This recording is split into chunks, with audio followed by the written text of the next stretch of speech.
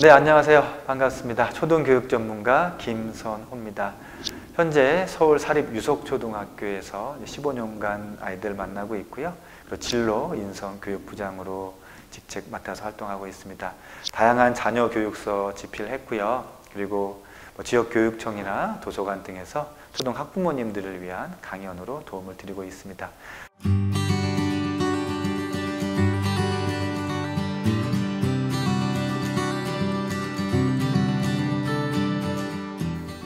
예, 일단 시간부터 말씀을 드릴게요. 초등학교에서는 1시간이 40분입니다. 수업 40분 하고 10분 쉬는 시간으로 이렇게 구성이 되어 있어요.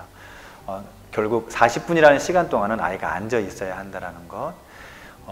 처음 학교에 입학하고 나면 한 달 정도는 적응기간이라는 시간을 줍니다. 학교마다 조금씩 달라요. 2주만 주는 학교도 있고 3주 정도 하는 학교도 있고요. 이 적응기간에는 1교시부터 4교시, 오전 수업만 하고 점심 먹고 보통 집으로 가요. 그럼 집에 가는 시간이 오후 1시 정도 되죠. 이 적응 기간 동안에는 학교에서 정식 교과서를 나가진 않습니다. 따로 학교에 어떤 교재들이 있어요. 학교별로 차이가 있습니다. 학교 상황에 따라서 그 학교에서 준비된 교재를 바탕으로 활동 위주의, 그리고 학교에 적응에 필요한 것들 이제 수업이 이루어지고요. 그 기간이 끝나고 나면 이제 교과서가 들어가요. 국어랑 수학, 통합교과, 봄, 여름, 가을, 겨울 이제 이루어지는데, 그렇다고 수업 시간이 많이 늘어나는 건 아니에요. 점심 먹고 나서 보통 1시간 정도 더 수업하고 아이들이 집에 갑니다. 그럼 초등 입학 전에 스스로 할 수 있는 것들을 최대한 많이 만들어 놓는다고 생각하시면 돼요. 그러니까 아침에 이제부터는 옷 갈아입고 하는 걸 그냥 스스로 하게 하시는 게 가장 기본부터 좋겠죠. 신발끈 묶는 것도 마찬가지예요. 그리고 1학년 때는 이제 가위나 풀 가지고 만드는 활동이 많기 때문에 가위질하고 풀로 붙이고 종이 접는 거. 그럼 결론적으로 딱 이걸 다 보면 스스로 할 수 있는 것들이 대부분 다 손을 사용하는 거예요. 그럼 이제 손 근육을 발달시키면 도움이 되겠죠. 그래서 손으로 활동하는 것들을 입학 전에 많이 해서 이제 손 근육을 발달시키면 스스로 해야 될 필요성이 있는 상황에서 이제 무리 없이 진행을 할 수 있겠죠. 그래서 이 부분 꼭 말씀드리고 싶고요. 이제 한글을 어느 정도 떼야 되는지 궁금해 하시는 분들이 많아요. 일단 교육청에서는 이렇게 권고를 합니다.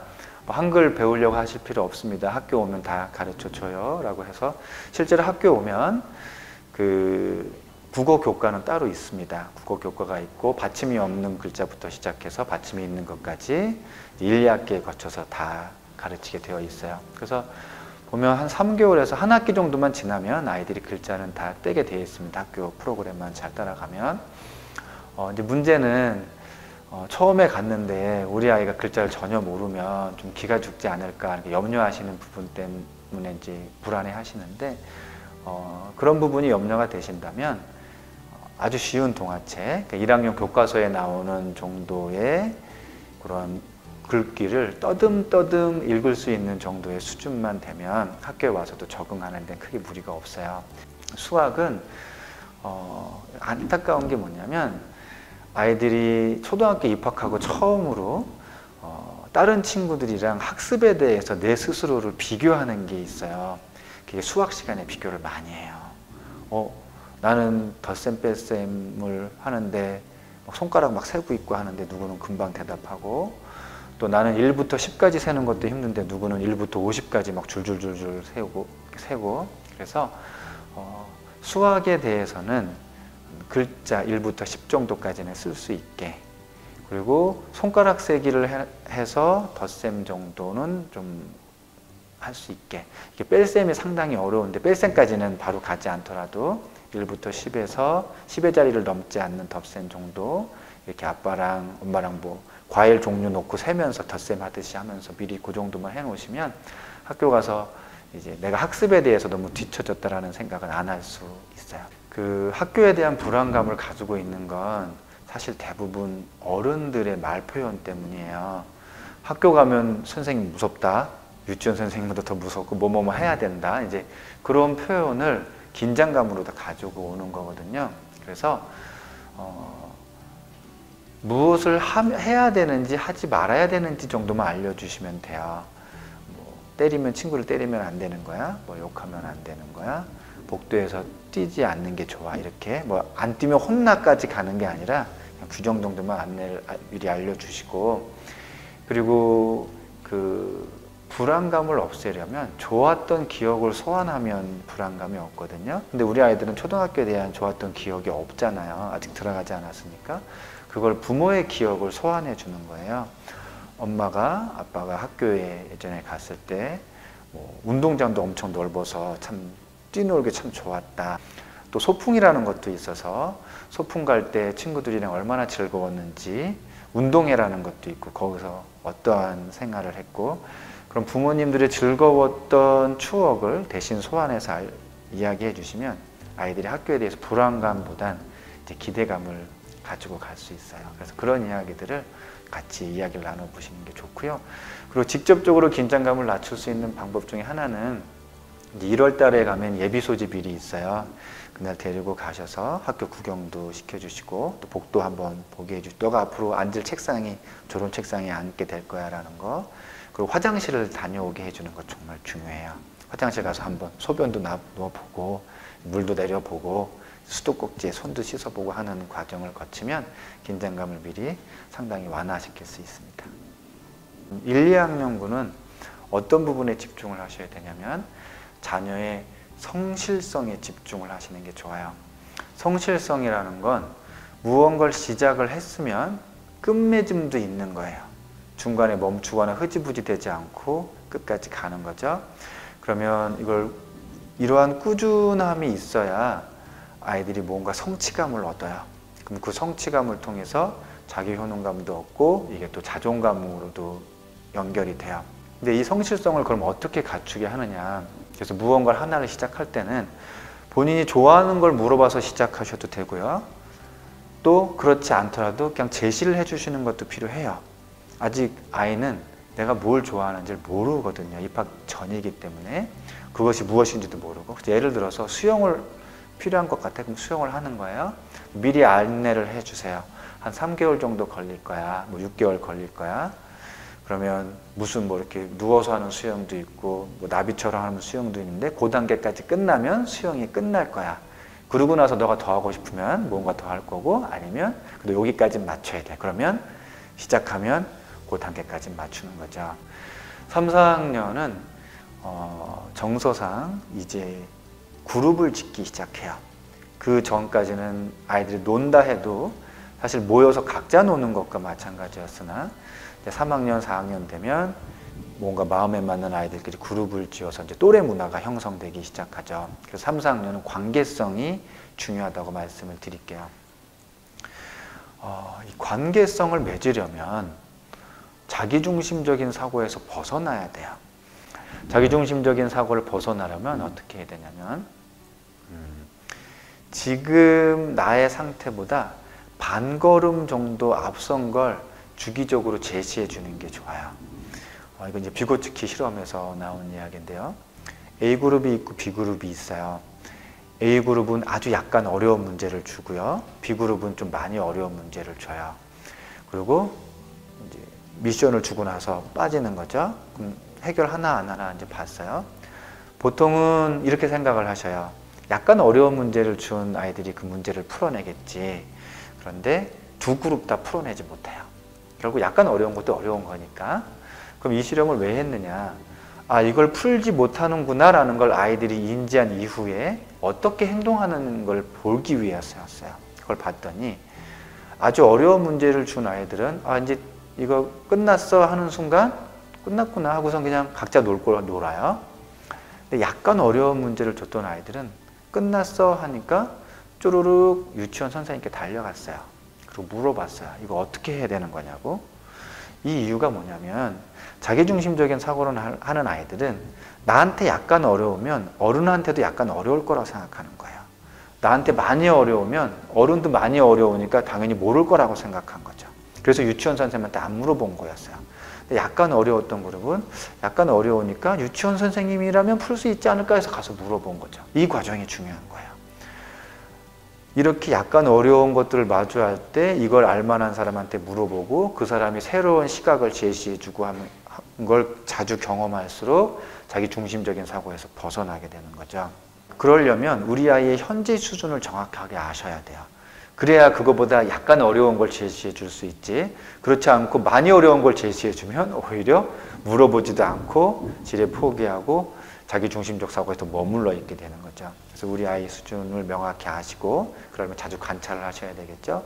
그거보다 약간 어려운 걸 제시해 주면 그걸 통해서 주변의 도움을 통해서 물어보고 확인하는 과정을 거쳐서 나와 다른 생각을 누군가는 할 수 있구나 라는 걸 인지하게 돼요. 그리고 나면 그룹을 지을 때 이제 들어가게 돼요. 나와 다른 생각을 할 수 있는 사람들이 있고, 그러자면 나의 것을 좀 포기해야 될 때도 있고, 포기라는 게 이런 거죠. 그 사람의 의견을 받아들이는 게 나의 의견을 포기하는 거죠. 그게 결국은 더 이득이 되는 되더라 하는 걸 경험치로 알고 있으면 이제 그룹 안에서 관계성에 도움이 될 수 있어요. 그래서 5, 6학년의 키워드는 분리예요. 분리. 이 분리라는 게 부모로부터의 분리를 의미해요.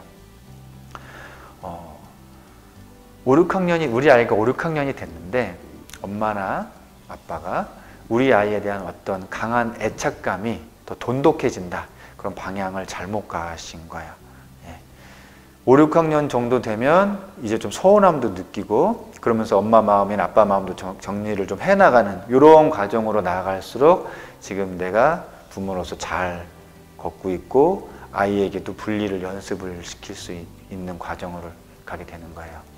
조금씩 시간이나 아이의 활동 범위가 넓어지고 있는가, 그러한 방향으로 나가면 5, 6학년에서 건강한 분리를 해 나가고 계신 거예요. 그래서 5, 6학년이 되면 이제 부모와 아이로서의 분리를 거의 완성까지도 이루실 수 있어요.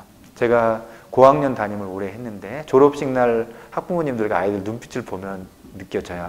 건강한 분리를 이룬 가정이구나, 그렇지 않은 가정이구나.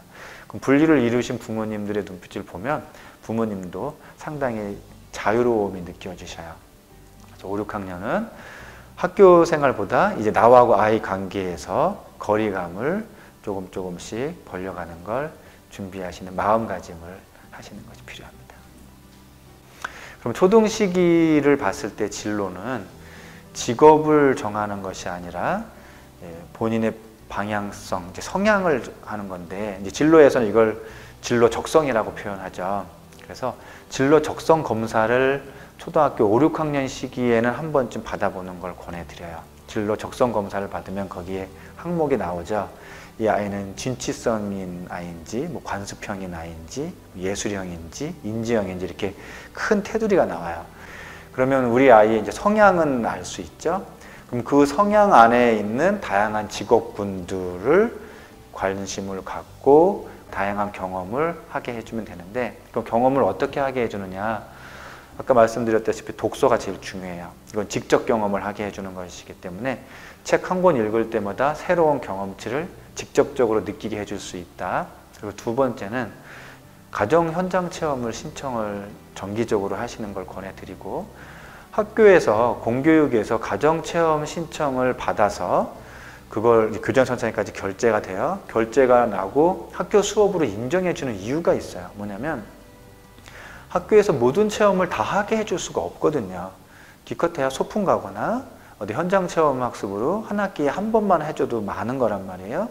그걸로는 모든 적성에 맞는 체험을 다 할 수가 없기 때문에 가정에서 그 부족한 부분을 채워서 해주시면 우리가 수업으로 인정해 드리겠습니다가 가정 체험 학습인 거예요. 이걸 놀러 가는 데 사용하시지 말고 교과서 살펴보시고, 지금 천체에 관련돼서 배운다 그럼 천문대 한번 계획 세워서 가고, 역사에 대해서 배우는데 경주 신라문화권이다 그러면 경주 한번 가는 거 기획하고, 국어에서 어떤 소설의 배경이 나오는 곳이 있다 그러면 그 벽에 나오는 지역 한번 가보고, 이렇게 교과서에 나오는, 학년별 교과서에 나오는 것을 위주로 해서 현장 체험을 가시면 거의 웬만한 체험들은 골고루 다 했다고 볼 수 있어요. 그 과정 안에서 누군가와 만날 거고 어떤 것들을 해볼 거고, 그러면서 자신의 진로 적성에 대한 테두리를 만들게 돼요. 그러면 그것 안에서 기회가 닿는 대로 이제 직업군을 중고등학교 올라가서 좀 더 구체화시킬 수가 있겠죠. 우리 아이가 초등학교에 들어간다, 초등학생이다, 그럼 숫자 2가지만 기억하시면 돼요. 이 숫자가 너무 중요해요. 한 가지 숫자는 뭐냐면 175라는 숫자예요. 175가 뭐냐면 175일이에요. 그럼 뭐가 175일이냐? 법정 수업일수라는 게 있어요. 법으로 정해져 있습니다. 이게 190일이에요. 학교에서는 그래서 교육과정을 190일을 딱 짜놔요. 365일에서 학교 나가는 190일을 빼면 남는 날이 175예요. 이게 중요해요. 대한민국의 공교육 시스템 나름대로 상당히 견고합니다. 뭐 이것저것 해서 부족한 부분이 많다, 뭐 비판을 받는 목소리도 있지만, 그래도 세계적으로 내놨을 때 결코 뒤처지지 않아요. 그래서 학교를 보내기만 하면 학교를 보내는 날수만큼은 편차가 거의 없어요. 학습이든 대인관계든 정서든 마찬가지예요. 근데 학교를 가지 않는 날이 무려 175일이나 돼요. 가는 날 190일, 가지 않는 날 175일, 보름밖에 차이가 안 나거든요. 이 말은 무슨 말이냐면 우리 아이들은 공식적으로 1년의 절반 가까이를 학교를 안 나가고 있다는 거예요. 그 와중에 지난 코로나 때문에 몇 년간 더 못 나갔죠. 사실상의 격차는 학교를 가지 않는 날이 너무 많아서 대한민국에서 지금 벌어지고 있어요. 175일이나 되기 때문에. 그래서 이 기간 동안 가정에서 무엇을 어떻게 교육해야 될지에 대한 가정교육 계획이 있으셔야 돼요. 그렇지 않으면 1년에 175일이 그냥 의미 없이 지나가요. 의미 없이. 학습만 말씀드리는 게 아니에요. 대인관계든 뭐 신체 발달 능력이든 무언가를 가정에서도 채워주셔야 돼요. 이렇게 말씀드려도 그 175일을 어떻게 뭘 계획해야 될지 모르겠어요 라고 하셔요. 그래서 두 번째 숫자가 중요한데 30이라는 숫자를 꼭 기억하셔야 돼요. 30이 뭐냐면 30권이에요. 그럼 뭐가 30권이냐? 그 아이한테 책을 한 달에 30권 읽게 해야 되느냐? 그게 아니고 엄마가 책을 30권 읽으셔야 돼요. 자녀 교육서를 저는 30권 읽으시라고 권해드려요. 그럼 30권을 읽으면 어떤 현상이 나타나냐면 엄마로서의 불안감이 상당히 낮아져요. 그리고 우리 아이를 바라볼 수 있는 시선이 생겨요. 그 이유가 뭐냐면 한 권의 자녀 교육서 안에는 보통 예시로 한 30명 정도의 아이들이 등장합니다. 그래서 한 권을 읽으면 30명의 아이들을 이제 만나시는 거예요. 30권 읽으면 30 곱하기 30 하면 900명 정도의 아이의 데이터가 생겨요. 이 정도 데이터를 가지고 있으면 아까 말씀드린 대로 학부모로서 불안하지 않고, 그리고 175일 동안 우리 아이를 어떻게 교육해야 될지 로드맵이 생겨요. 거시적인 관점에서. 물론 그렇다고 30권 읽었다고 짜잔 다 해결되는 게 아니에요.